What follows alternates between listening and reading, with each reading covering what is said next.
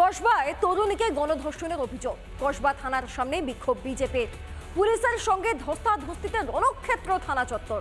থানার সামনে পুলিশের সঙ্গে ধুন্ধুমার এআইডিএসও এবং ডিওয়াইএফআই এর। বিজেপির বিক্ষোভ চলে উত্তর কলকাতার কলেজ স্ট্রিটেও।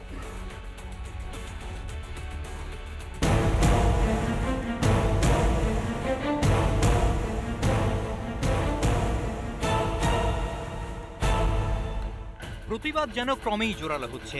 দফায় দফায় উত্তাল দক্ষিণ কলকাতার কসবা। কোথায় বাংলার মেয়েদের নিরাপত্তা? অভয়াকাণ্ডের পরও কেন রাজ্যের নারী নিরাপত্তায় জোর দিচ্ছে না পুলিশ? এই প্রশ্নেই কসবা থানা থেকে কসবা ল কলেজের সামনে প্রতিবাদে গর্জে ওঠেন বিরোধীরা।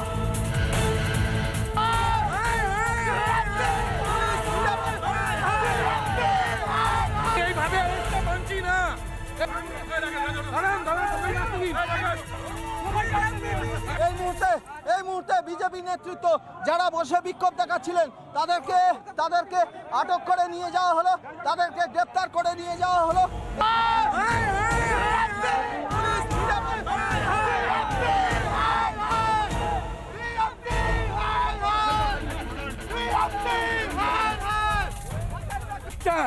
ইঞ্জিনিয়ার, জজ, কেউ মহিলা পুরুষ কেউ সুরক্ষিত নাই।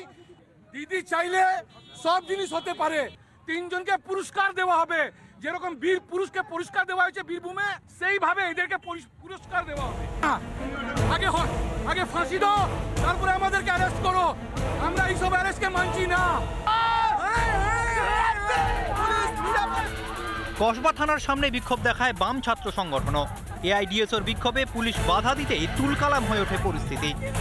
বিক্ষোভকারীদের থামাতে লাঠিচার্জ করে পুলিশ।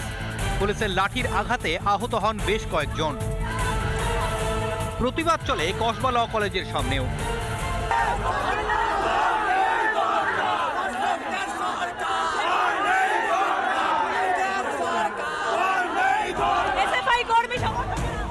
ভেতরে ঢুকে যাচ্ছে কসবা ল কলেজের ভেতরে। এসএফআই কর্মী সমর্থকেরা তারা ভেতরে ঢুকে যাচ্ছে। যে ব্যানার, সেই ব্যানার ইতিমধ্যেই ছিঁড়ে ফেলা হচ্ছে।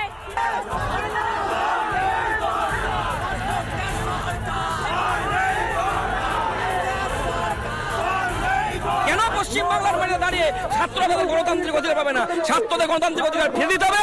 কলেজে পড়াশোনার পরিবেশকে ফিরিয়ে আনতে হবে। কলেজ কারোর বাপের নয়, কলেজ ছাত্রদের, জনগণের টাকায় কলেজ। তাই কলেজে ছাত্রছাত্রীর ছবি থাকবে। কলেজ স্ট্রিটেও বিক্ষোভ দেখায় বিজেপি যুব মোর্চা। গোটা রাস্তা কার্যত ঘিরে ফেলা হয়েছে, অবরোধ করা হয়েছে, তার পাশাপাশি টায়ার জ্বালিয়ে প্রতিবাদ চলছে বিজেপি যুব মোর্চার তরফে। তাদের একটাই মাত্র দাবি এই মুহূর্তে সামনে আসছে, অভিযুক্তদের বিরুদ্ধে কঠোর ব্যবস্থা নিতে হবে। তৃণমূল কংগ্রেসকে ধর্ষণকারী সরকার হিসেবে স্বীকৃতি দিয়ে লাগাতার সেই স্লোগানিং এই মুহূর্তে কলেজ স্ট্রিট মোড়ে চলছে।